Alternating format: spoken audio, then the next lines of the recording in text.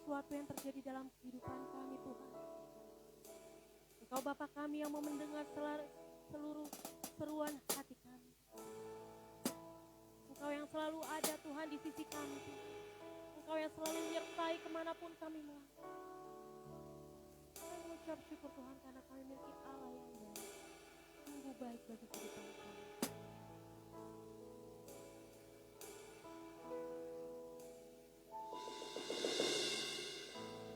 Bapakah mendengar seruan hatiku, tak pernah kau lepaskan dari kasih-Mu. Lewat lembah gelap, Kau temani aku. Roh-Mu tegar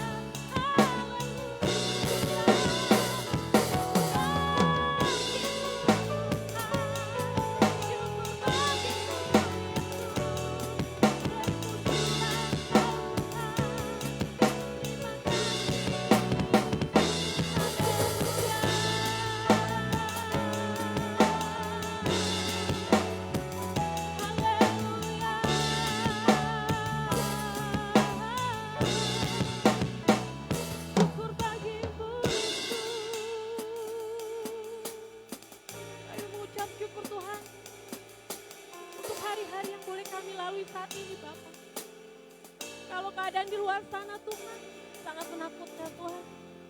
Tapi kami percaya bersama Engkau Tuhan. Kami kuat melangkah. Kami sanggup Tuhan.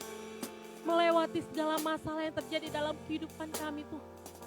Karena kami percaya Allah kami yang sungguh luar biasa dahsyatnya dalam kehidupan kami. Engkau Allah yang besar, dahsyat segala perbuatan-Mu Tuhan dalam kehidupan kami Tuhan. Kau Allah yang besar, ajaib dan mulia. Kau Yesus yang selalu membuatku terpesona. Segala pujian bagi-Mu ya Tuhan. Hanya Kau yang layak ku agungkan. Allah yang besar, ajaib dan mulia. Yesus yang selalu membuatku terpesona. Segala pujian bagi-Mu ya Tuhan. Hanya Kau yang layak. Mari kita angkat pujian ini sekali lagi. Kau Allah yang besar, ajaib dan mulia. Yesus yang selalu membuatku terpesona. Segala pujian bagi-Mu ya Tuhan. Hanya Kau yang layak. Mari kita berikan tepuk tangan yang paling meriah. Haleluya. Yang besar, ajaib dan mulia. Kau Yesus yang selalu membuatku terpesona. Segala pujian bagi-Mu ya Tuhan. Hanya Kau yang layak ku agungkan. Hanya Kau yang layak ku agungkan. Hanya Kau yang layak ku agungkan. Haleluya, haleluya, terpujilah Engkau Yesus.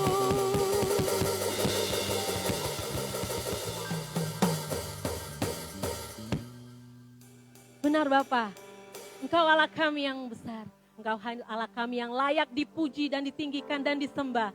Dan pada saat ini Tuhan, kami siap untuk memuji dan muliakan nama-Mu. Kami akan bersorak-sorai, bertepuk tangan hanya untuk kemuliaan nama-Mu. Dan ketika kami memuji dan menyembah-Mu saat ini Tuhan, yang sakit saat ini disembuhkan, yang punya pergumulan permasalahan berat Kau berikan jalan keluar, yang terikat Kau lepaskan dalam nama Tuhan Yesus Kristus. Terima kasih Tuhan, terima kasih Yesus. Hanya di dalam nama Tuhan Yesus kami berdoa dan mengucap syukur. Umat Tuhan yang dikasihi Tuhan, mari bersama dengan saya katakan amin. Kita berikan tepuk tangan yang paling meriah. Haleluya. Saudara yang di rumah siap untuk memuji Tuhan? Haleluya. Sekali lagi kita berikan tepuk tangan untuk Tuhan kita. Terpujilah nama-Mu Tuhan, kuat dan penuh kemuliaan. Satu hati kami mau nyatakan kebesaran-Mu Tuhan kekal selamanya. Haleluya.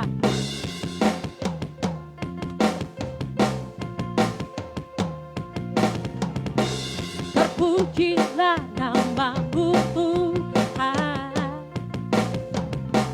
kuat dan penuh kemuliaan. Satu suara kami nyatakan, kerajaan-Mu kekal selamanya. Terpujilah nama-Mu Tuhan, ajaib dan penuh keagungan. Satu hati kami nyatakan, hati kami nyatakan, kerajaan-Mu kekal selamanya. Mari bersama yang di rumah katakan, wow, wow, wow, wow. Engkaulah Raja atas dunia,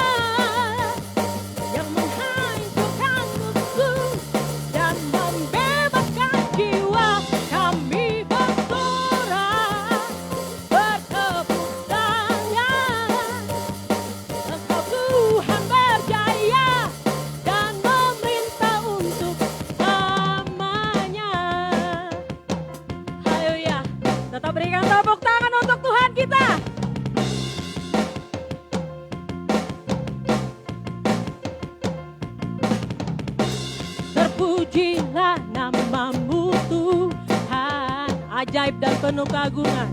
Ajaib dan penuh keagungan. Satu hati kami nyatakan, kerajaanmu kekal selamanya. Bersama dengan saya kita katakan, oh, oh, oh. Engkaulah Raja atas dunia, yang menghancurkan kutub dan membebaskan jiwa. Engkaulah bertepuk tangan. Engkau Tuhan percaya dan memerintah untuk selamanya. Engkaulah Raja atas dunia, yang menghancurkan musuh dan membebaskan jiwa. Engkaulah Raja atas dunia, yang menghancurkan kutub dan membebaskan jiwa. Kami bersorak, bertepuk tangan.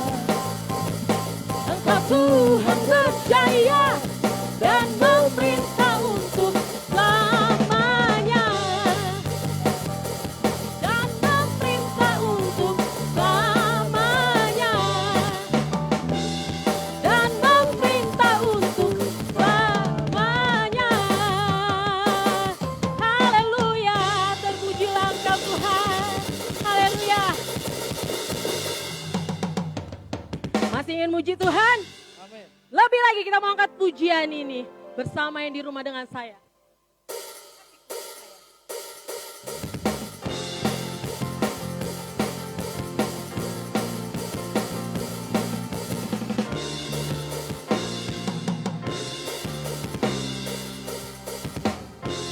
Tuhanlah kekuatan dan mazmurku,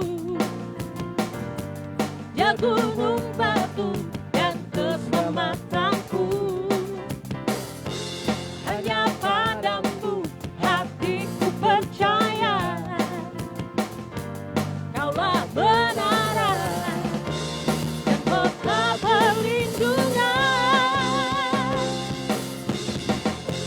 Ku mau selalu bersyukur, sebab cintamu padaku takkan pernah berubah.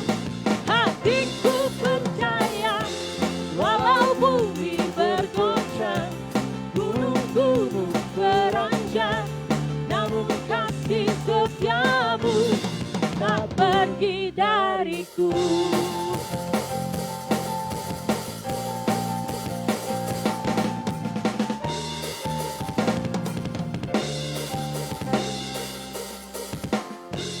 Tuhanlah kekuatan dan mazmurku.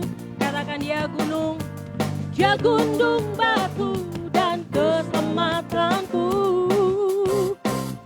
Hanya padamu hatiku percaya, Kaulah menara dan kota perlindungan. One, two, three, come on. Ku mau selalu bersyukur, Sebab cintamu padaku takkan pernah berubah. Hatiku percaya, walau bumi bergoncang, gunung-gunung beranjak, namun kasih setiamu tak. Ku mau selalu bersyukur, ku mau selalu bersyukur, buat cintamu padaku takkan pernah berubah. Hatiku percaya, walau bumi bergoncang, gunung-gunung beranjak, namun kasih setiamu tak pergi dariku. Kasih setiamu tak pergi dariku. Kasih setiamu tak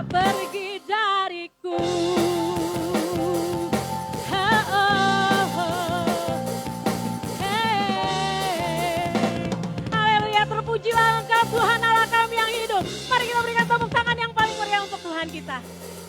Haleluya, haleluya. Terima kasih Tuhan, terima kasih Yesus. Terima kasih untuk pujian penyembahan yang boleh kami naikkan pada saat hari ini Tuhan. Tiba saatnya Tuhan kami mau teduhkan hati kami. Untuk kami boleh menyambut kebenaran firman-Mu saat ini Tuhan. Berkata-katalah Tuhan, kami anak-anak-Mu siap untuk mendengarkan Engkau berbicara. Urapi hamba-Mu yang sebentar akan menyampaikan kebenaran firman-Mu. Terima kasih Tuhan, terima kasih Yesus.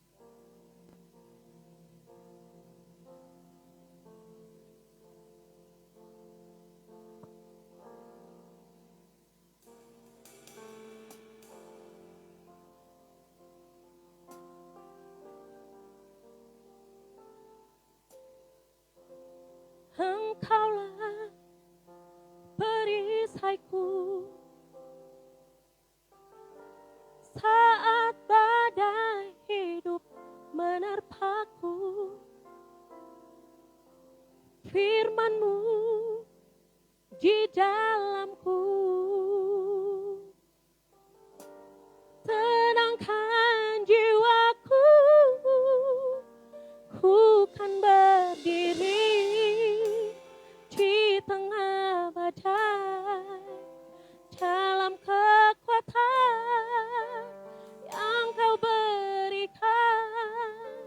Sampai kapanpun ku kan bertahan, karena Yesus selalu menopang hidupku.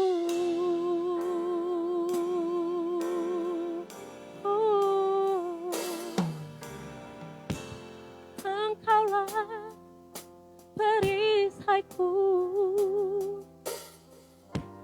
saat badai hidup menerpaku. Firman-Mu di dalamku tenangkan jiwaku, ku kan berdiri di tengah badai dalam kekuatan yang Kau berikan. Sampai kapanpun ku kan bertahan, karena Yesus selalu menopang. Ku kan berdiri di tengah badai dalam kekuatan yang Kau berikan. Sampai kapanpun ku kan bertahan, karena Yesus selalu menopang hidupku. Lebih lagi kita mau angkat pujian ini saudara. Haleluya. Ku kan berdiri di tengah badai dalam kekuatan yang Kau berikan. Sampai kapanpun ku kan bertahan, karena Yesus sekali lagi bersama katakan, ku kan berdiri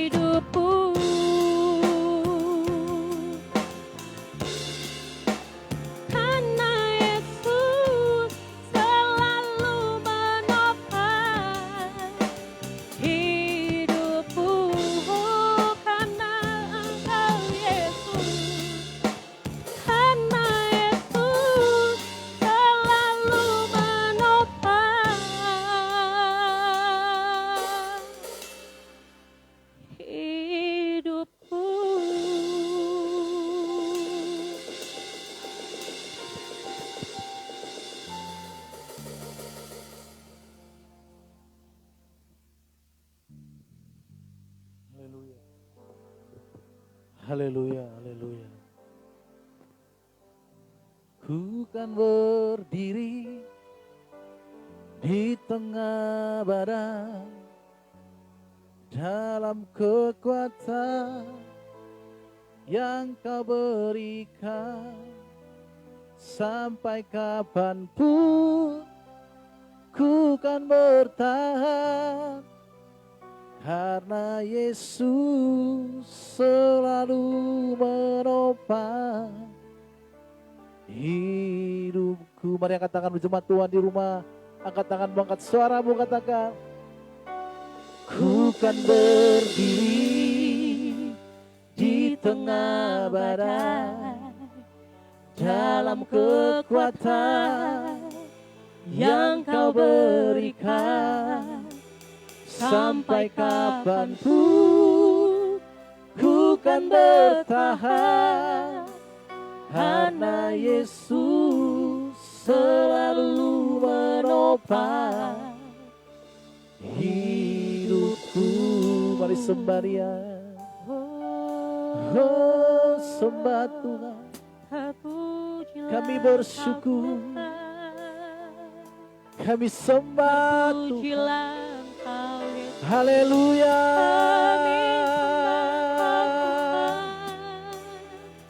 Haleluya. Terima kasih Tuhan. Terima kasih Tuhan. Kami bersyukur kepadamu. Kami sembah.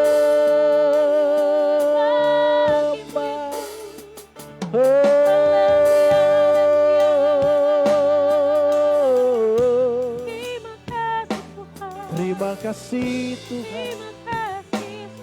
Terima kasih Tuhan.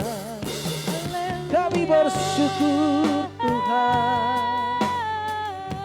Kami sembah Engkau.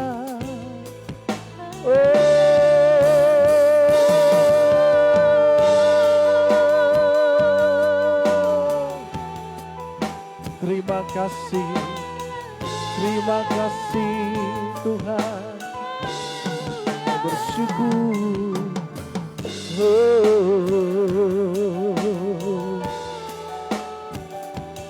Terima kasih Tuhan. Terima kasih Tuhan. Kami bersyukur untuk segala kebaikan-Mu. Kami berterima kasih untuk kasih setia-Mu. Dan kalau pada saat ini kembali kami boleh berkumpul bersama-sama untuk duduk diam mendengarkan firman-Mu, kami mau senangkan hati, pikiran kami, telinga kami untuk mendengarkan firman-Mu, dan hati kami menjadi tanah yang subur untuk boleh bertumbuh firman-Mu di hati kami. Kami menjadi pelaku-pelaku firman-Mu, bukan hanya cakap mendengar, tapi menjadi cakap, menjadi pelaku. Dan pada saat ini Tuhan, kami siapkan hati kami sambut firman-Mu dengan ucapan syukur, haleluya. Sama-sama kita katakan, amin, amin, amin. Oke, silakan duduk kembali, saudara kasih Tuhan.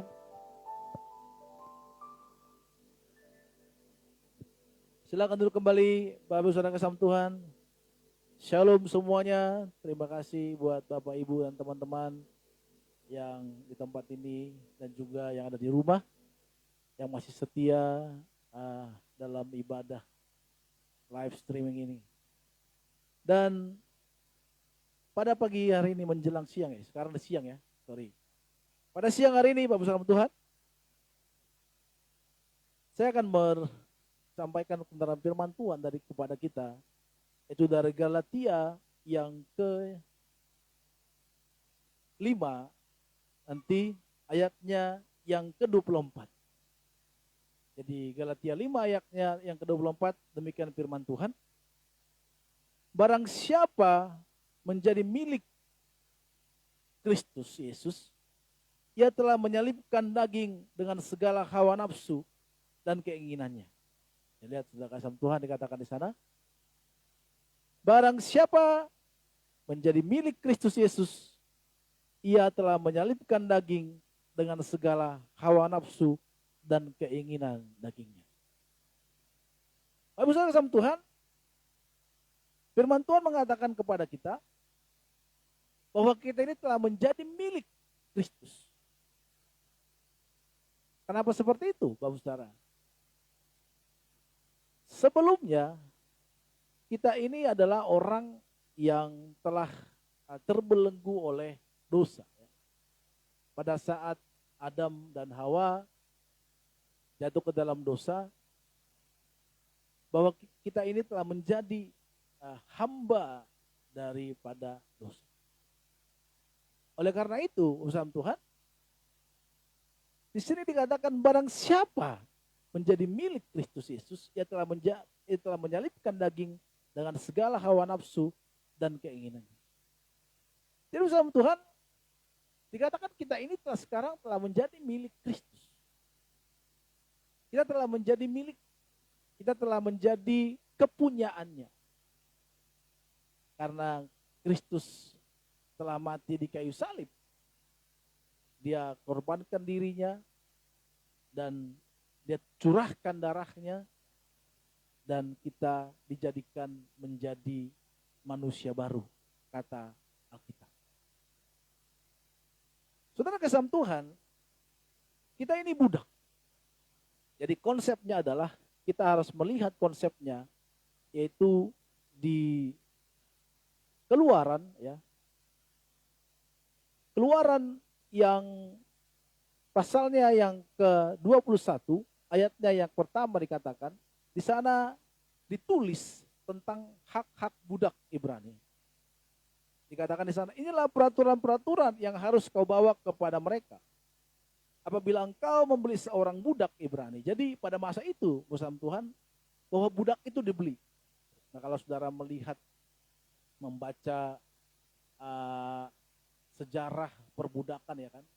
Kenapa juga seperti Martin Luther King dan beberapa orang dan seperti juga beberapa tokoh-tokoh lain yang pada masa abad-abad pertengahan mereka menyuarakan tidak ada lagi perbudakan, tidak lagi penjual belikan budak. Jadi konsepnya Alkitab tentang perbudakan itu, penebusan dosa itu dari perbudakan. Jadi dikatakan kita ini dulu hamba dosa. Kita ini dulu adalah budak dosa. Setelah Adam dan Hawa menjadi jatuh ke dalam dosa, kita ini menjadi hamba dosa, budak dosa. Maka perlu ada seorang pembeli. Membeli. Supaya budak tersebut bebas dan menjadi milik. Nah pada saat kita mengatakan kita percaya kepada Tuhan, kita menerima Kristus sebagai Tuhan dan Juru Selamat kita. Dalam Galatia 5 ayat 24 dikatakan kita ini telah menjadi milik. Tidak lagi hak untuk kita. Jadi kalau Bapak Saudara mau membaca nanti di Keluaran ini, budak itu tidak mempunyai hak atas hidup. Yang mempunyai hak atas hidupnya hanyalah sang majikan, sang pembeli. Itulah yang menjadi memiliki hak atas hidup. Hidup matinya ada di tangan si pembeli. Jadi konsep seperti itulah yang Alkitab bawakan, Yesus bawakan terhadap penebusan dosa. Maka pada saat kita ditebus oleh Kristus, dicurahkan darahnya dan kita percaya kepada Tuhan, maka kita ini menjadi milik Kristus dan kita tidak punya hak lagi atas hidup kita, tetapi Kristuslah yang menjadi milik kepunyaan kita. Maka bersama Tuhan, seperti dikatakan oleh Rasul Paulus ya, di Galatia 2 ayat 20 dikatakan di sana. Boleh saudara buka, yang di rumah juga boleh buka Alkitabnya. Dikatakan di sana, namun aku hidup, tetapi bukan aku sendiri yang hidup, melainkan Kristus yang hidup dalam aku. Dan hidupku yang kuhidupi sekarang di dalam daging adalah hidup oleh iman dalam Anak Allah yang telah mengasihi aku dan menyerahkan dirinya untuk aku. Jadi kita ini tidak lagi milik kita, kita ini menjadi milik Kristus. Maka tidak bisa sesuai kuka gue terhadap hidup kita ini lagi. Karena kita ini secara kehidupan kita ini sudah ditebus oleh darah Kristus. Kita tidak punya hak dan Kristuslah harusnya yang menjadi hak atas sepenuhnya hidup kita. Kenapa? Karena konsep tadi, konsep dari penebusan dosa tadi, konsep dari perbudakan tadi. Kita katakan dahulu kamu adalah budak. Kita diperbudak oleh dosa. Saudara kasih dalam Tuhan, anak kecil tidak perlu kita ajari untuk berbuat dosa, tetapi dia sudah mulai berkata-kata dalam tidak baik. Anak saya, Yemima, dia hanya di rumah. Karena pandemik saya jarang sekali mengeluarkan dia dari rumah. Kalaupun main, ya main dengan saya, jalan. Tidak pernah berinteraksi dengan anak-anak sebaya, jarang sekali. Tapi tiba-tiba dia bilang begini, diam mulut kamu. Wah, dari mana dia tahu kata-kata itu? Diam kamu. Oh, siapa yang ngajarin? Dan kita di rumah juga tidak pernah berbahasa-bahasa seperti itu. Dan mamanya juga tidak pernah panggil saya, kamu. Tidak pernah. Kalau istri saya panggil saya kadang beb, gitu, supaya seperti kebule-bulean. Taunya kebatak-batakan sebenarnya, gitu kan. Tuhan, kita tidak perlu diajari untuk hidup menjadi berdosa. Karena itu sudah menjadi naturnya kita manusia pada saat Adam dan Hawa jatuh ke dalam dosa. Tidak perlu diajari. Diajari pun mungkin kita kalau bergaul dengan teman-teman kita yang suka berbuat dosa sekali, 2 kali, 3 kali udah langsung auto itu. Udah langsung auto kayak pesawat di atas cuma nerbangkan dikit aja habis di atas udah auto jalannya. Tinggal kopilot dan pilotnya tinggal melihat mau kemana, kita tinggal diarahkan, dan sistem auto. Tidak perlu diajari. Kita ini telah menjadi hamba dosa.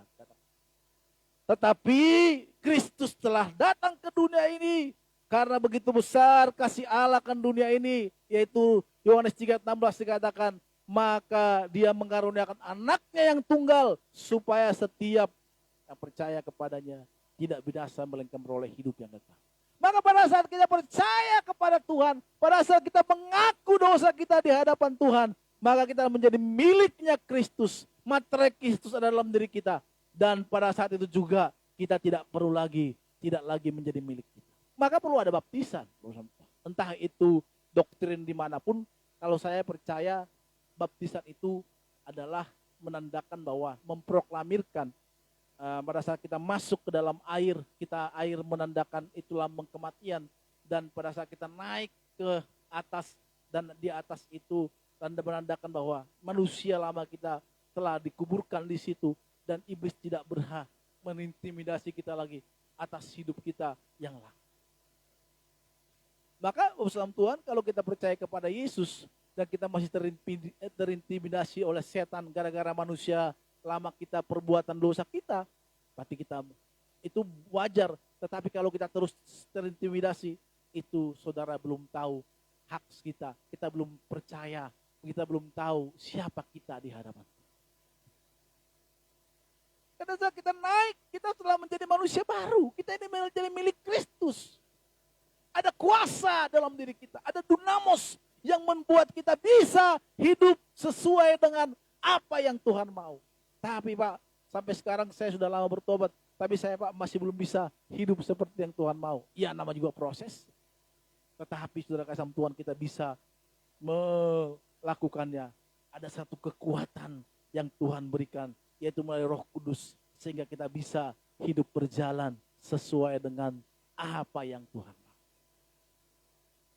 Bapak Saudara Tuhan, ini yang harus kita pahami. Kita ini telah menjadi milik Kristus.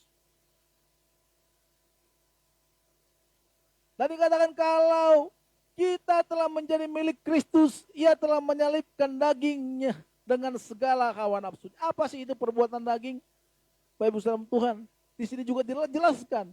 Di ayat yang ke-7 dari ayat 16 dikatakan, maksudku ialah hidup oleh roh maka kamu tidak akan menuruti keinginan daging.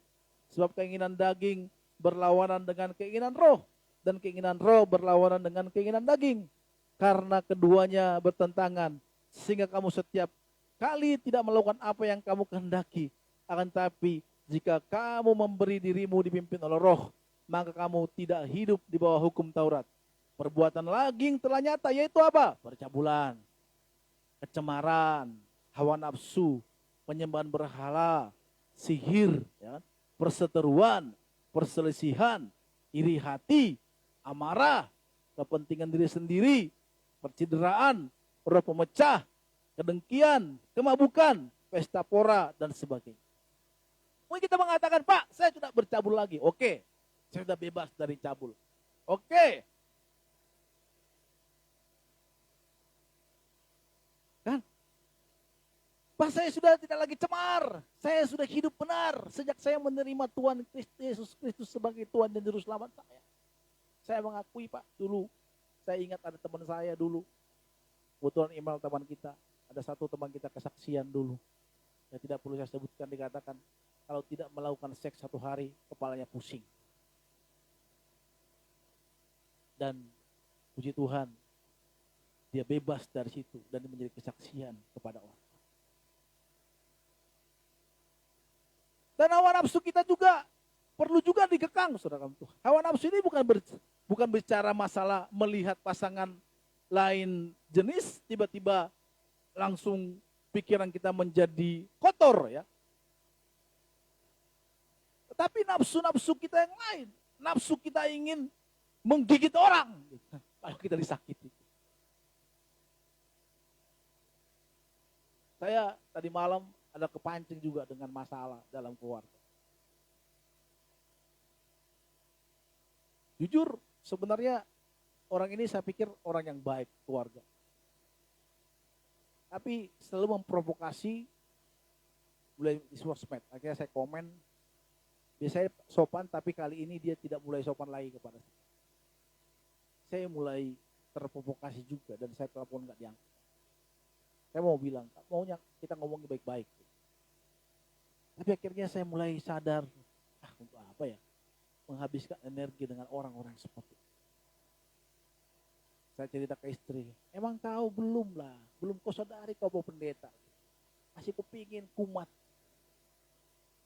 Kadang butuh, saudara. Orang kalau kita orang dipancing, kehidupan kita lama itu bisa mongo. Saya tidak tahu ya, dulu waktu saya SMP, SMA saya termasuk orang yang agak penakut. SMA lah mulai agak tengil gitu. Kenapa? Gara-gara masuk STM ya. Kalau SMP saya kayak penakut gitu. Tapi masuk STM teman-teman laki-laki semua kan. Kalau kita dizolimi, ya kita juga berusaha untuk mainkan gitu. Nggak mau juga harga diri kita dilecehkan gitu. Pokoknya harus naik. Tambah lagi masuk ke Jakarta, dan Jakarta saya hidup di jalanan gitu. Akhirnya saya mulai terbentuk karakter-karakter yang tidak baik itu. Emosi yang kadang meledak. Kadang kalau nggak disampiaskan emosi itu, kadang kayak mau pecah di pikiran dan hati saya. Tapi sekarang ini sudah mulai bisa ditawar gitu. Karena saya mulai mengingat, oh saya ini pelayanan, saya ini hamba Tuhan, enggak lah ya gitu. Kalau dulu, kalau emosi, kalau kita nggak pukul, kalau kita nggak hantam barang, kita pukul kayak nggak enak. Pokoknya rasanya kayak kepikiran terus dan susah tidur, kayak apa ya? Kayak ada mengganggu. Kok gue dilecehkan banget ya? Ya kan? Betul nggak sih? Kalau kita lagi emosi gitu. Kok gue bisa dilecehkan gitu? Kok kepikiran gitu? Bisa nggak tidur?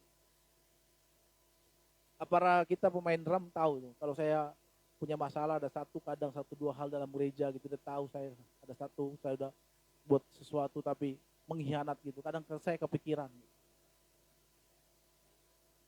Tapi setelah kesam Tuhan, kita harus mulai mengekang itu. Nafsu untuk menghabisi orang itu harus dikekang. Bahwa kita tidak lagi nafsu terhadap lawan jenis kita. Kita mulai kekang.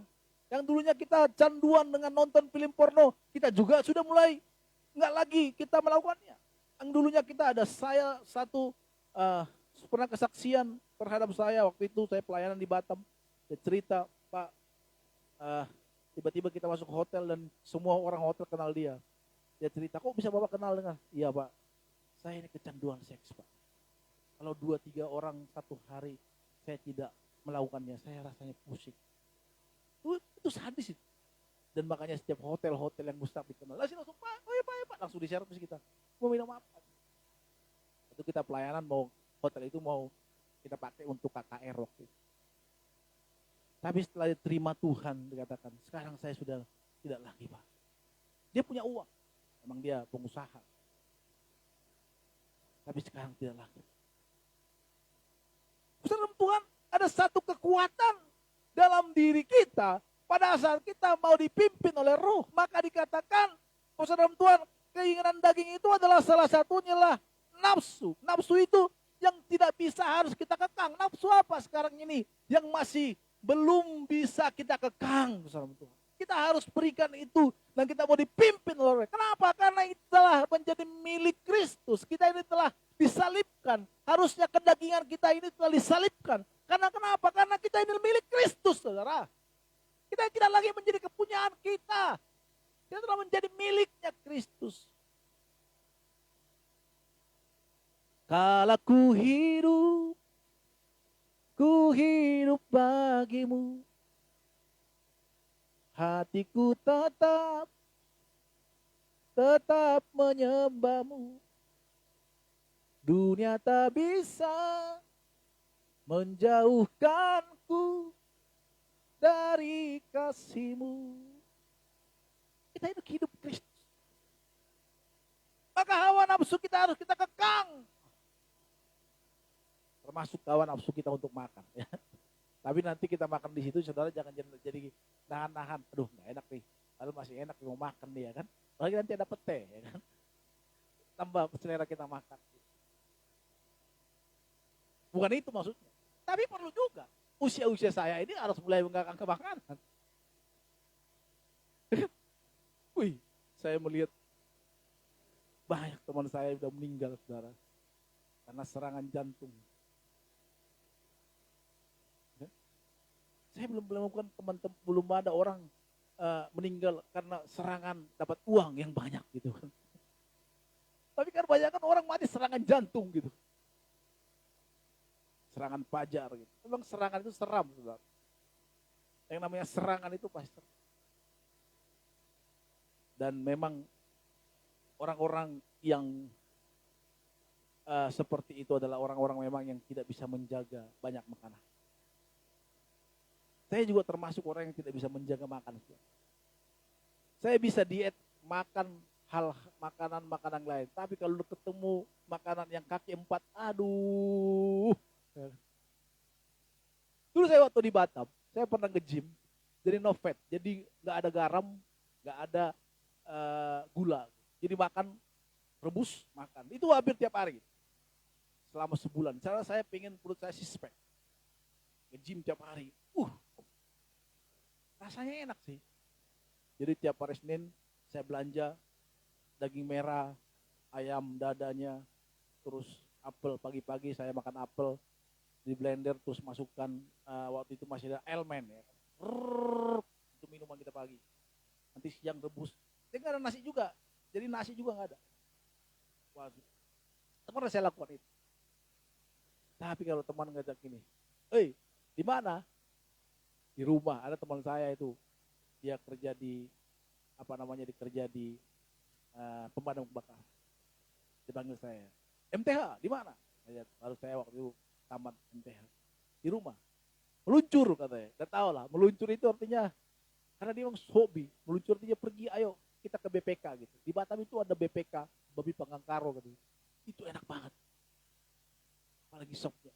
Aduh, saya belum pernah menemukan babi panggang karo semantap itu. Apalagi sopnya itu, waduh saya nggak tahu apa resepnya. Babi panggang enak banget. Maka kalau teman-teman kita datang ke Batam waktu itu kita entertain pasti ke situ dulu. Enak banget nih. Apalagi sopnya. Kita bisa 2 kali nambah sopnya itu. Dan dengan lemak-lemaknya. Maka anak-anak Eli menjadi berdosa karena mereka selalu makan lemak-lemak. Lemak itu enak memang kan. Itu enak lemak. Tapi makanya kalau ada B2 nggak ada lemaknya itu enak. Baik kalau saya beli B2 ada langganan, Om kasih lemaknya lah Om gitu. Kalau nggak ada lemaknya kayak nggak enak.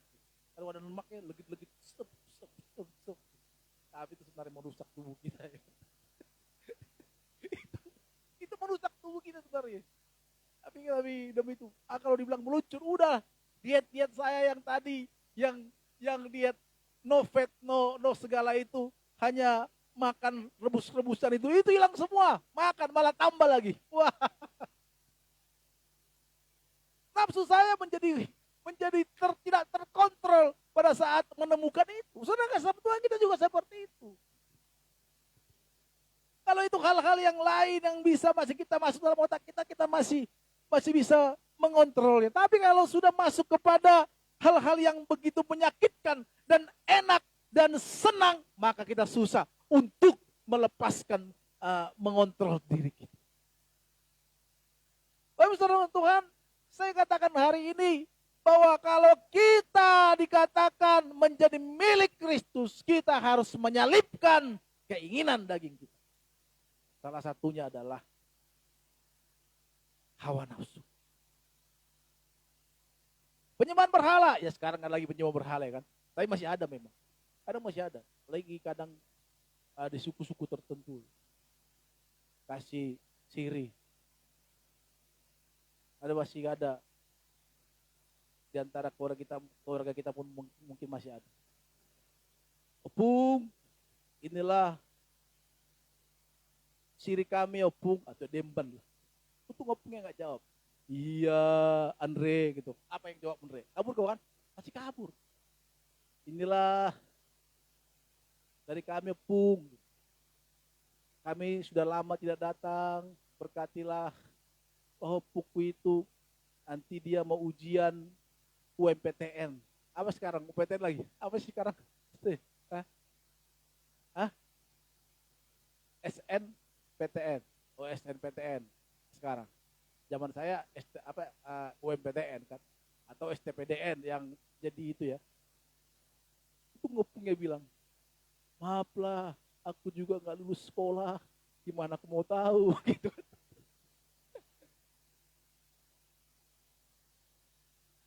Kita memang nggak melakukan itu lagi. Saya percaya kita nggak mungkin melakukan itu lagi. Mungkin email tiba-tiba masih datang ke Opungnya, Pung ngomongin, ya kan? Langsung dimarahi. Amang itu dia kan. Tahu apa kau pendeta tahu katanya kan. Si Jericho juga nggak kayak gitu lagi. Opung di mana? Atau tiba-tiba dia pulang ke Simbolo ke Tumangkur. Di mana? Kampungnya di mana? Perlitan. Tiba-tiba datang ke Pung gitu kan. Terus kalau kita lagi buang air kecil, tiba-tiba ampun, anak babi lewat. Lu anak yang gitu. Orang tua kita udah capek-capek besarin kita dari kecil, dikasih susu yang paling bagus, yang mungkin waktu itu susu cap nona paling bagus zaman dulu ya kan. Tapi kalau sekarang banyak susu yang bagus, contohnya makananmu paling bagus, semuanya terbaik. Tiba-tiba pada saat buang air kecil lewat di pohon yang besar dan ketakutan, kita bilang kita ini menjadi tiba-tiba kerdil anak babi, ya kan? Bisi-bisi anak babi lewat. Silakan, makin kabur lagi kita kan. Mungkin nggak seperti itu lagi kita. Saya percaya di tempat ini tidak lagi menyembah berhala. Tapi mungkin berhala yang lain kita lakukan. Harusnya kita berdoa, harusnya kita hari Minggu kita beribadah, kita melakukan hobi kita, pergi kemana. Karena kita, udahlah nantilah, masih ada online. Ya. Nanti sesi pertama, nanti sore aja. Padahal pas pulang sore, kelewatan ibadahnya. 3 hari ibadah lagi, udahlah minggu depan aja. Minggu depan lagi ada lagi, minggu depan lagi. Minggu depan lagi, minggu depan lagi. Minggu depan lagi, tiba-tiba mati ya kan, gak pernah gereja lagi. Serem kan gitu kan. Seram. Maka kalau Tuhan berikan kita kesempatan hari ini untuk melakukan sesuatu untuk pekerjaan Tuhan, mari kita lakukan. Saya punya dosen dulu. Mungkin email tahu dikatakan, kalau kalian melakukan pelayanan kalian, contohnya berkhotbah atau main musik atau WL, anggap besok kalian sudah mati. Jadi hari ini kita melakukan terbaik. Maka saya tidak pernah, saudara di tempat ini gak pernah saya menjadi lemas-lemas karena jemaatnya kurang, anak live streaming, gak pernah lemas-lemas, saudara. Saya tetap bersemangat melayani Tuhan. Di Zoom juga beberapa orang tanya Jericho tuh, selalu penyembahan. 1 jam, setengah jam lah minimal. Penyembahan. Apakah bagi saya Bukan itu yang menjadi tujuan saya melayani. Hidup saya ini saya mau berikan untuk Tuhan. Kalau ada yang mau ikut, yuk. Kalau nggak mau ikut, ya silakan. Ya kan gitu. Tempat yang lain ada. Yang mungkin saudara bisa bertumbuh dan ikut di sana, silakan. Nggak apa-apa. Tidak ada masalah bagi kita. Orang mau ke surga itu nggak ada apanya kok. Nggak ada boncengan. Ya. Tapi nanti Pak kalau jemaatnya nggak ada, nanti bagaimana uang gereja? Tuhan sediakan. Kemarin saya kesaksian sama si Jericho. Ada dia, gereja. Udah 2 minggu ini nggak dibayar. Gitu. Tiba-tiba hari minggu kemarin, istri bilang, Mas transferan nih. Dan bukan jemaat kita tetap. Jadi saya nggak takut. Oh saudara nonton nggak ada tempat ini nggak apa-apa. Dan teman-teman pemain musik juga pasti tidak kekurangan, ya kan? Mungkin kekurangan di bawah WMR. Tapi sekarang kita berikan yang terbaik lagi, kita berikan. Istri bilang, kasihan juga mereka Pak, nggak makan dari pagi datang, kita buat masak lah untuk mereka makan. Kita makasih. Tidak akan pernah kita menjadi miskin dengan itu. Kita tidak, kalau orang mau datang silakan. Kita hanya mau melakukan apa yang Tuhan mau. Tuhan berikan visinya. Jika Getsemani ada karena visinya tuh. Saya juga tidak pernah berpikir. Kita nggak berpikir lagi. Tiba-tiba Jericho, karena saya sakit hati sama Jericho. Tiba-tiba Jericho terbang. Gitu. Nggak lagi seperti itu. Tapi itu ada sihir. Saya pernah di Batam ya. Itu orang memang kuasa kegelapannya luar biasa. Itu kayak ini, kayak di film-film itu. Dalam nama Yesus kuat. Lempar. Saya baru tahu ada itu. Saya jadi ketakutan kan. Untung di gereja itu ada namanya yang kerja di gereja badannya gede. Sispek. Saya panggil, cicil. Lindungi Bapak. Saya panggil saya Bapak. Takutnya kursi kelopar semua. Gitu. Itu mau serang dalam nama Tuhan Yesus gitu. Ternyata setelah dia sadar kita tanya, Bapak kok sampai seperti itu? Dibilang banyak kuasa-kuasa gelap yang telah masuk dalam diri. Ada, emang ada. Tapi untuk zaman-zaman sekarang itu masih ada nggak sih? Ada sih beberapa, tapi enggak seperti apa yang kita pikirkan. Bahwa seperti zaman dulu itu sihir. Waktu film-film si buta dari gua hantu, ya. Itu kenyataan. Itu kenyataan zaman dulu tuh bisa seperti itu. Jadi kita nggak bisa memungkiri bahwa dunia ini memiliki kuasa, memberikan kuasa. Saudara kesam Tuhan, mungkin kita tidak lagi orang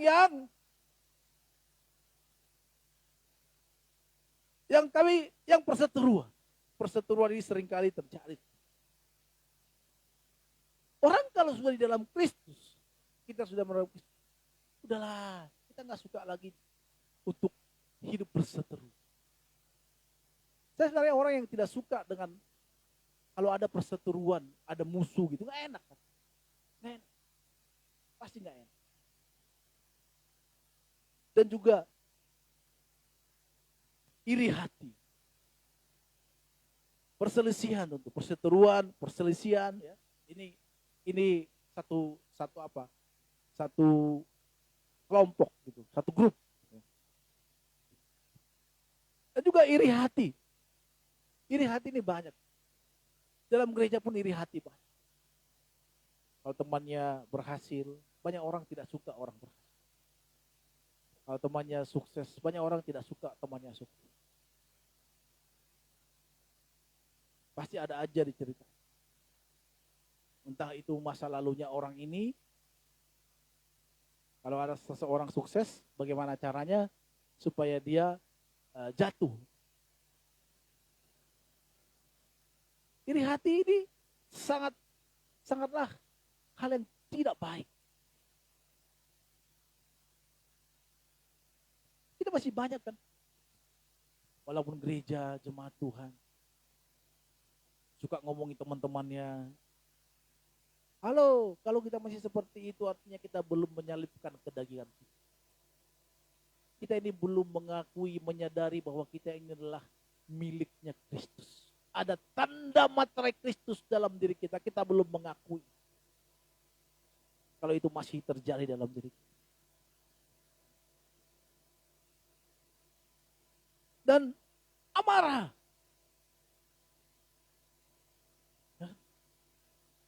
Banyak juga hamba-hamba Tuhan. Ya, termasuk mungkin saya juga. Cara-cara marahnya berbeda. Ada orang diam-diam, tiba-tiba hilang. Ada orang marahnya langsung meledak-ledak. Ini harus kita mulai salibkan. Kita harus menyadari bahwa kita ini adalah milik Kristus. Kita ini bukan hidup kita lagi. Bahwa hidup yang kita hidupi ini telah menjadi milik Kristus.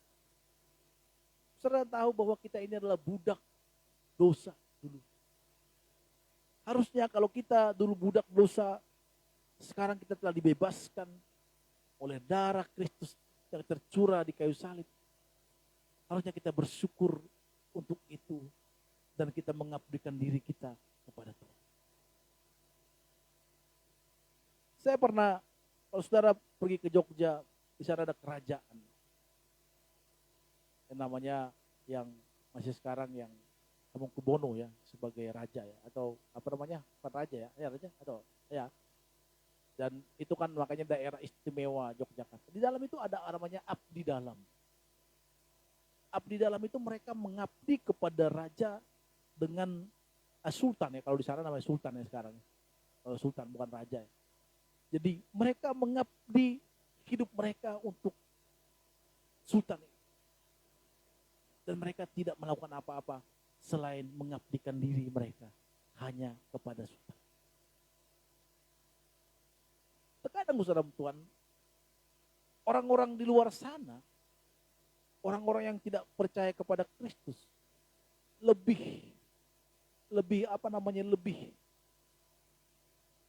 meresapi keadaan mereka, keberadaan mereka daripada kita orang-orang Kristen. Malah kita banyak orang-orang Kristen sekarang ini, kita membuat diri kita menjadi legal terhadap dosa karena Kristus telah menebus kita terhadap dosa. Banyak ajaran-ajaran seperti itu. Ngapain lah, gak perlu lagi kita berdoa. Tuhan Yesus sudah mati di kayu salib. Gak perlu lagi kita beribadah karena Kristus sudah mati untuk kita. Tidak, jangan dipaksakan lah. Saudara, kasih Tuhan, doktrin-doktrin seperti itu, kalau sering-sering masuk ke pikiran kita, lama-lama itu akan masuk dalam pikiran kita, dan itu akan menjelma dalam diri kita. Setelah itu maka kita akan bertindak. Dengan itu untuk melegalkan kemalasan kita, melegalkan hal-hal yang tidak kita ingini, tidak senang dalam diri kita. Banyak orang melegalkan, contohnya, saya tidak mau lagi ke gereja, tapi karena dia malas sebenarnya. Ngapainlah kita berdoa, nggak usahlah berdoa, ikut doa pagi, bukan karena kuotanya nggak ada uangnya. Tapi karena apa? Ya karena malas kan. Ngapainlah kita ikut ibadah, nggak perlu lagi lah. Bisa juga kita ibadah sendiri. Kita ibadah sendiri aja, nanti kita persembahan sendiri. Ya. Kita WL sendiri, muji sendiri, terus kita persembahan sendiri. Banyak orang seperti itu.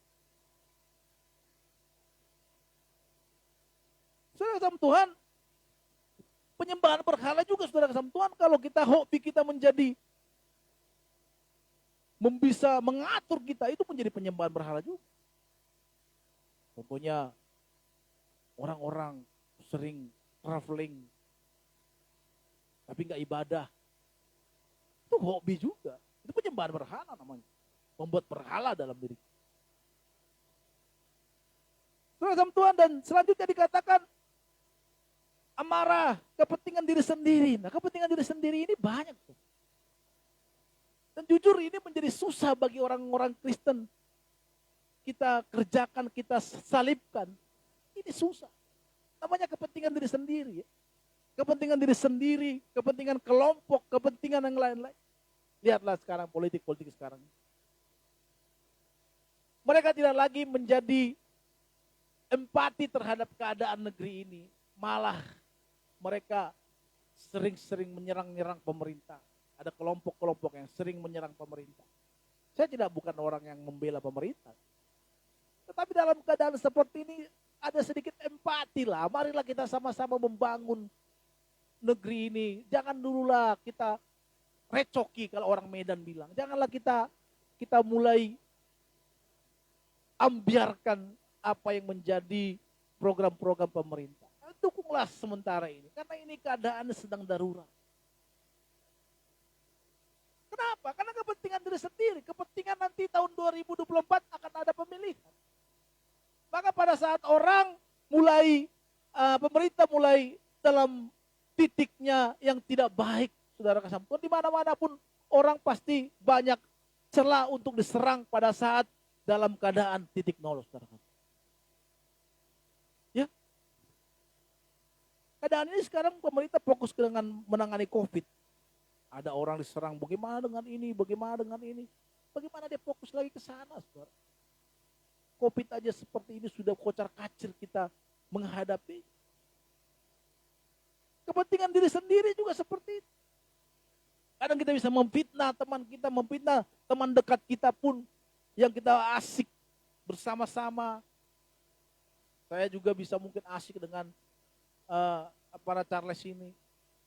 Tapi bisa menjadi tidak baik nanti kalau ada kepentingan diri sendiri. Dihitulah pertemanan kami nanti akan diuji. Nah, Jericho contohnya, nanti akan diuji pertemanan ini. Apakah kepentingan diri sendiri atau menjaga pertemanan? Maka banyak orang persahabatan menjadi rusak, menjadi hancur, menjadi tidak baik karena kepentingan diri sendiri. Ya? Kok bisa ya? Kok bisa ya? Ya iya. Kenapa? Karena kepentingan diri sendiri. Saudara kasih Tuhan, selanjutnya dikatakan roh pemecah. Oh iya, di gereja banyak banget nih roh pemecah. Ngomong sana sini beda, di sini beda. Dulu gereja ini lumayan ramai. Ramai, lumayan ramai. Tapi ada satu masa, ada seorang yang memecah belah. Akhirnya jemaat ada yang terpengaruh, ada yang ikut. Kalau hari ini yang nggak ikut online mungkin ya karena ada anak-anak, ada yang lagi hamil, ada yang berlayar ya, makanya kita. Tapi dulu ramai, beberapa orang terikut. Kenapa? Karena ada roh pemecah.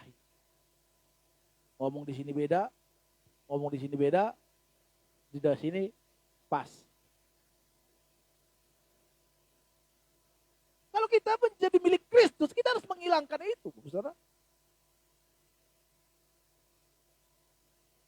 Kita tidak lagi menjadi orang yang suka memecah belah orang lain. Kita tidak bisa melihat orang lain tenang. Suatu ketika saya memang sudah diajari, ada satu bisikan waktu saya, orang ini dekat dengan teman saya juga di gereja. Ada bisikan, hati-hati, dia akan merusak hubungan-hubungan. Benar. Sempat rusak juga. Walaupun akhir-akhir ini mulai ada terbuka lagi komunikasi untuk kebaikan. Tapi cepat percaya juga teman saya atas apa ucapan daripada orang ini terhadap dia. Begini kita kalau kita katakan menjadi milik Kristus harus berani menyalipkan kedagingannya, Bapak Saudara. Kalau disalibkan, memang ada orang yang suka seperti itu. Ada banyak orang seperti itu. Nggak tahan mulutnya kalau nggak ngomongin orang. Nggak tahan mulutnya kalau nggak ngomongin jelekin orang.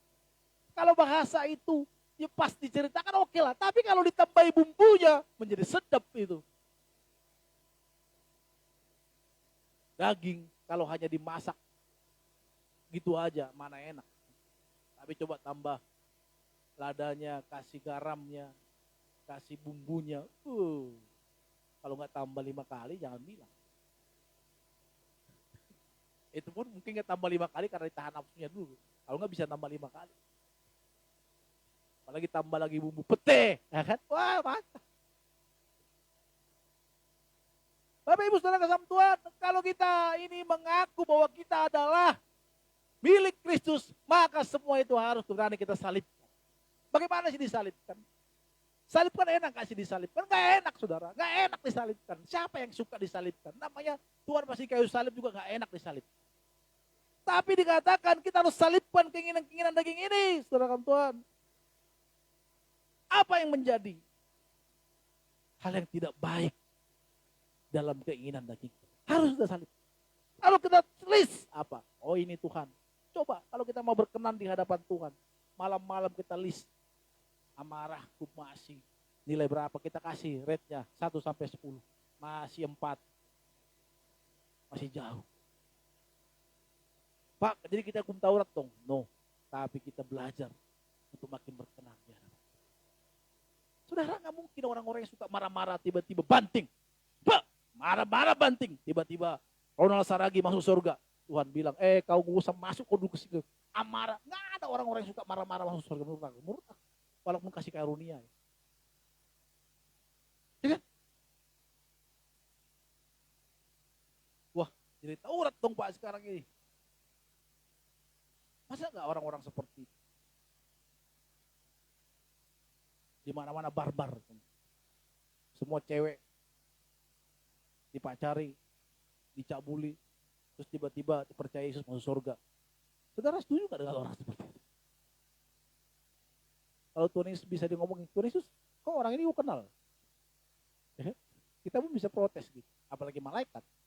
Malaikat bilang, sana. Ada satu cerita. Ada seorang yang kaya raya, yang ambisinya mengumpulkan emas di dunia. Tiba-tiba banyak emas. Dan saat dia mati, dia tanya malaikat tanya, berikan apa yang menjadi permintaanmu. Hanya satu kata, bolehkah saya bawa emas-emas saya ini yang telah saya kumpulkan, yang sudah berkarung-karung ini ke surga? Sayang, saya tidak mau menghibahkan ini kepada Jericho. Nanti Jericho makin jahat. Oke, kata malaikat. Dia pergi membawa emas-emasnya ini ke surga. Ini cerita ya, bukan sesungguhnya. Jangan jadi bilang, jadi seperti di surga. Tiba-tiba dia sampai di surga. Dia melihat kemilau emas yang baik ada di sana. Seperti yang digambarkan oleh Wahyu. Tiba-tiba dia menjadi jiper. Emasnya diletakin dia di lantai. Malaikat bilang, jangan buang sampah sembarangan di sini. Oh, sana. Artinya apa, saudara? Bahwa apa yang kita miliki di dunia ini tidak ada artinya dibandingkan kebesaran, kemuliaan apa yang Tuhan mau lakukan dalam hidup. Kedengkian, ya kan? Dengki atau orang, mabuk, pesta pora, sebagainya terhadap semua itu kuperingatkan kepadamu. Telah ada ulu bahwa barang siapa melakukan hal demikian, ia tidak akan mendapat bagian dalam kerajaan surga. Ini jelas. Ya. Maka mulai sekarang kita checklist apa yang masih ada dalam diri. Tetapi mari kita lakukan buah roh itu. Kasih, sukacita, damai sejahtera, kesabaran, kemurahan, kebaikan, kesetiaan, kelemah lembutan, penguasaan diri. Tidak ada hukum yang menentang hal. Jadi maka dikatakan jika kita hidup oleh roh, baiklah hidup kita yang dipimpin oleh roh. Bagaimana kita hidup dalam roh? Ada satu perumpamaan, ada seekor anjing yang hitam dan yang putih. Dan itu pemiliknya adalah saya. Suatu ketika saya tanya jadi kejar, menurut kau kalau anjing ini berantem mana yang menang? Dia bilang yang hitam. Oke, yang hitam. Gampang sekali. Kita kasih seminggu waktunya ya. Baru nanti tandingnya hari Minggu. Jangan bang, itu hari ibadah karena dia orang yang baik. Tiba, oke, kapan? Sabtu aja live streaming, oke. Kita buat. Saudara, kalau saya mau mengalahkan anjing yang hitam ini, saya akan berikan dia makan dikit. Tapi yang ini saya akan kasih makan banyak dan ajak lari dan sedikit lari lah, dan mungkin dia lari dengan beban biar lebih kuat. Maka nanti sejauh yang putih ini pasti menang, dan yang hitam ini nanti pas tanding jangan kasih makan lagi, pasti dia lemah. Artinya kalau kita mau hidup dalam roh, kita harus berikan sering makan hidup kita ini, roh kita ini dengan apa yang Tuhan mau. Contohnya kita berikan waktu kita untuk berdoa lebih banyak. Orang kalau nggak suka berdoa, yakinlah pasti gampang sekali jatuh ke dalam dosa. Orang yang sering berdoa pun sering kali gampang jatuh ke dalam dosa. Apalagi kita tidak pernah berdoa dan tidak pernah membaca Alkitab, jarang sekali. Senin, Sabtu, itu pun kalau ada waktu, gitu kan? Nggak mungkin. Kemarin Pak Eras saya share di grup, jadi kok nggak tahu baca. Saya katakan dulu saya bagaimana ada banyak hal-hal yang membuat saya masih sering jatuh. Makanya ada lagu dikatakan, sabarnya Tuhan menghadapiku, kala ku jatuh diangkatnya, dosa-dosaku dibebannya. Dikatakan dimulai pada saat saya tidak berdoa, itu dosa-dosa akan kembali. Maka sekarang intinya adalah saya mulai perbanyak berdoa. Maka kita harus semakin dekat dengan Tuhan. Kalau mau hidup kita dipimpin oleh roh, kita harus mulai dekatkan diri kita. Kita mulai kasih roh kita makan firman, makan hal-hal yang berbau rohani. Jangankan khotbah di YouTube itu mungkin ada renungan-renungan. Jangan kita kasih banyak makan daging kita ini terhadap keinginan-keinginan daging. Maka itu akan memacu. Apalagi kita sering nonton film, contohnya sinetron. Ada yang adegan-adegan yang lain pasti memacu itu, memicu. Oh Pak saya kuat, oke kau kuat. Tapi nanti 2-3 kali, 4 kali kata Upin Ipin, engkau akan terpengaruh dari sana. Tuhan memberkati kita semuanya. Mari tetap kita semangat dalam Tuhan, karena itulah yang menjadi kerinduan Tuhan, supaya kita masuk ke dalam kerajaan surga dan tidak jauh dari kebenaran. Mari sama-sama datang di hadapan Tuhan.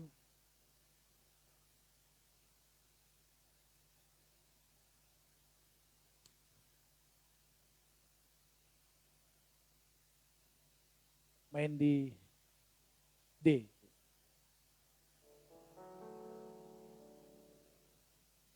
Bersamamu Bapa,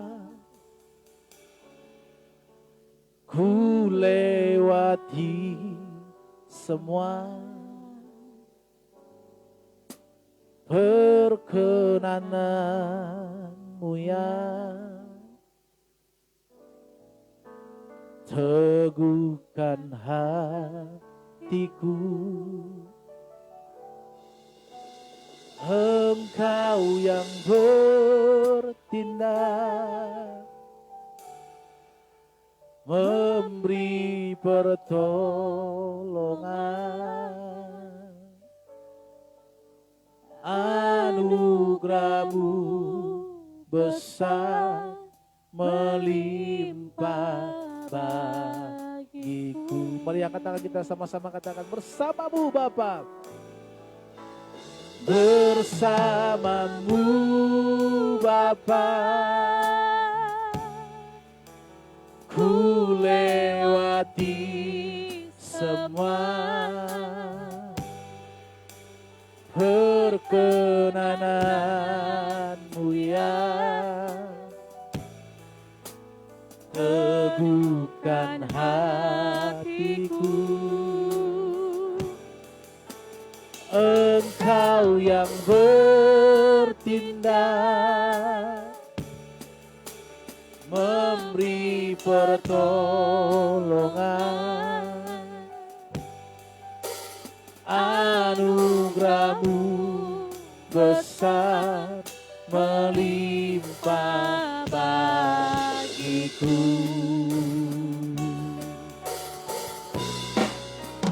Bersamamu Bapa, ku lewati semua, ku lewati semua perkenananmu yang teguhkan hatiku. Engkau yang bertindak,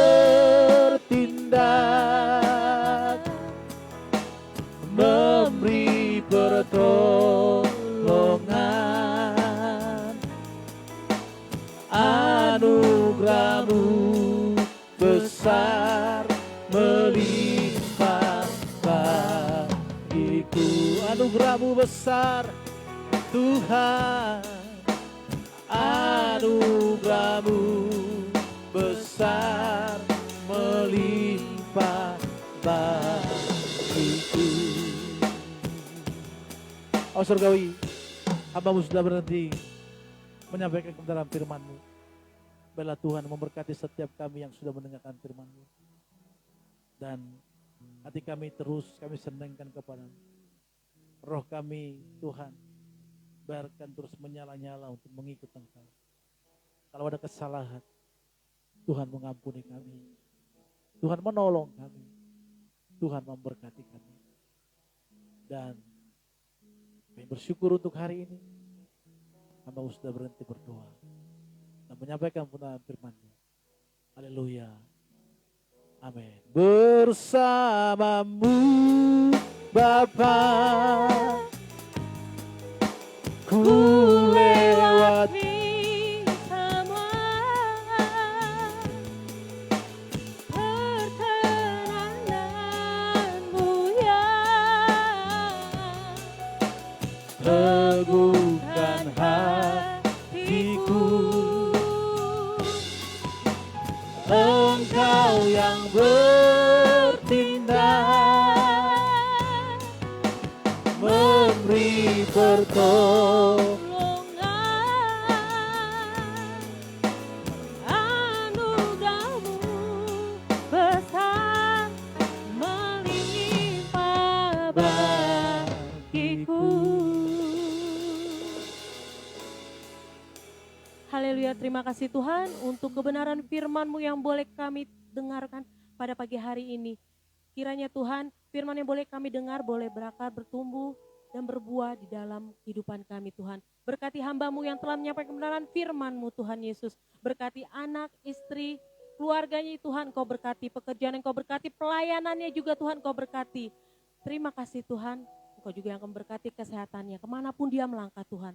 Selalu Engkau jagai, sertai, dan Engkau berkati. Terima kasih Tuhan, terima kasih Yesus. Tiba saatnya Tuhan, kami akan memberikan persembahan, kami akan memberikan yang terbaik untuk pekerjaan-Mu Tuhan. Dan kami percaya Tuhan, Engkau sendiri akan balaskan pada kami 30, 60, 100 kali ganda. Dengan hati yang penuh sukacita kami siap memberikan persembahan. Haleluya. Saudara yang di rumah kita akan berikan persembahan. Bagi saudara yang terbeban untuk memberikan persembahan, ada rekening yang tertera di sini. Boleh saudara berikan. Haleluya. Kita akan berikan persembahan, sambil persembahan boleh kita berikan, kita akan memuji Tuhan. Kita mau angkat pujian ini, Allah sumber kuatku.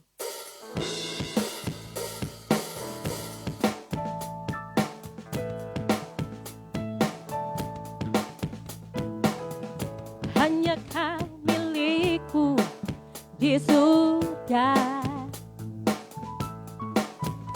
Tiada yang ku ingini di bumi, hanya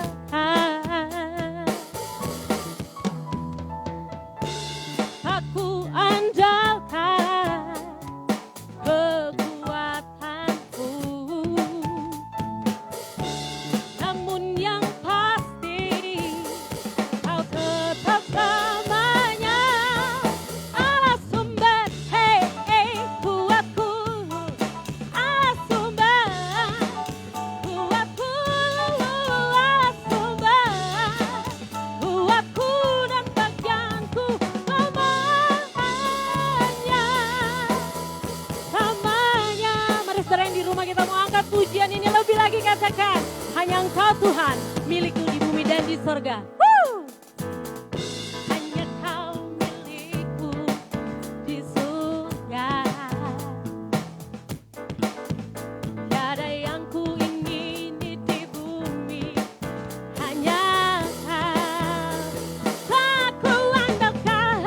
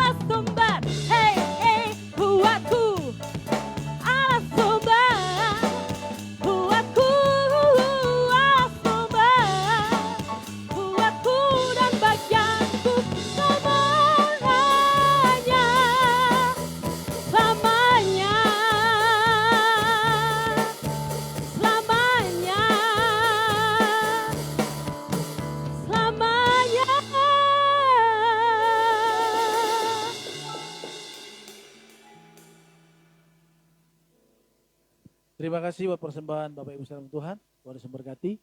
Dan saatnya kami mengumumkan kepada kita bahwa setiap hari Selasa jam 5 pagi, saudara kasih Tuhan, tempat ini kita ada ibadah, yaitu ibadah lewat Zoom. Dan juga setiap hari Rabu ada ibadah tengah minggu jam 19.30 atau setengah 8 malam. Dan juga setiap hari Sabtu kita ada ibadah doa pagi, yaitu jam 5 pagi. Saudara boleh ikut. Nanti ada flyer di Facebook kita.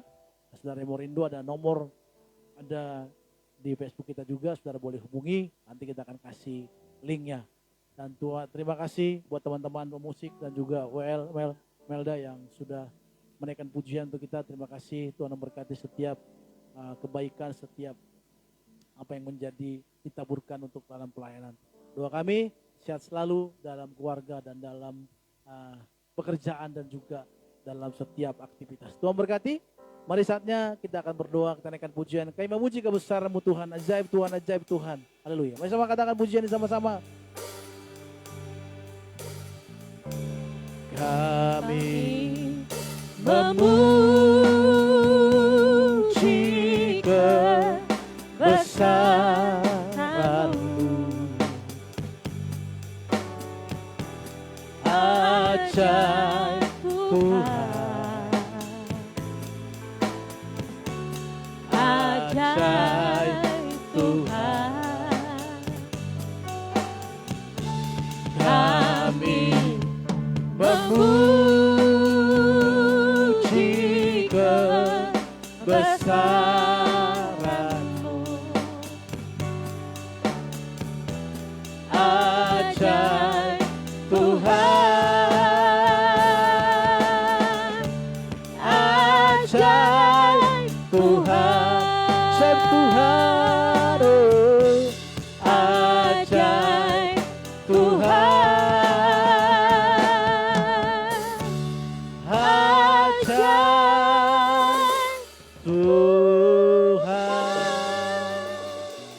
Surgawi, terima kasih buat kebaikan-Mu, berkati jemaat-jemaat-Mu yang ada di tempat ini, dan juga jemaat-Mu yang ada di rumah. Tuhan berkati kami semua yang sudah melayani pekerjaan-Mu, worship leader, email, dan juga berkati keluarga, anak-anak, dan juga Tuhan berkati pekerjaannya supaya boleh semakin melimpah-limpah lagi berkat-berkat Tuhan dalam hidupnya, sehingga apa yang dipunya boleh membantu pekerjaan-Mu, untuk dalam pekerjaan-Mu supaya diperlebar dalam kerajaan-Mu di muka bumi ini. Mengenai teman-teman pemusik, berkati mereka dalam pekerjaan, usaha, dan juga dalam apapun aktivitas. Tuhan yang menolong, memberkati. Berkati Andre yang sudah setia membantu kami dalam memegang slide. Tuhan berkati anakmu, berkati keluarga dalam perlindungan dan tuntunan Tuhan. Jemaatmu yang sakit, Tuhan tolong sembuhkan. Dan juga jemaatmu hari ini yang mengalami permasalahan, apapun yang menjadi masalah pergumulan mereka, Tuhanlah yang menolong. Tempat ini juga kami serahkan kepada Tuhan. Berkati Totiur, berkati owner tempat ini yang sudah memberikan waktu kepada kami untuk boleh beribadah. Tuhanlah yang memberkati, Tuhanlah yang menolong senantiasa. Dan juga bangsa negara kami serahkan ke dalam tangan kasih Tuhan. Presiden kami serahkan ke dalam tangan-Mu. Terima kasih Tuhan. Saatnya kami akan pulang, kami akan menerima berkat-Mu. Angkat kedua tangan kita, Bapak Ibu Saudara kasih Tuhan. Dan kita akan pulanglah, terimalah berkat anugerah dari Bapa Surgawi. Damai sejahtera daripada Tuhan Yesus Kristus, serta persekutuan yang manis Roh Kudus menyertai kita dari sekarang sampai selama-lamanya. Haleluya. Sama-sama kita katakan, amin. Bapak terima kasih. Bapa terima kasih.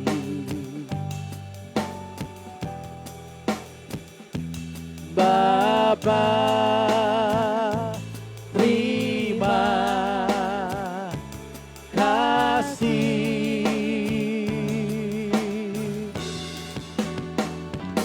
Bapa di dalam surga,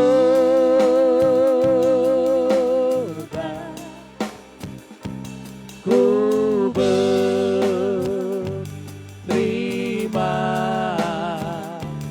kasih.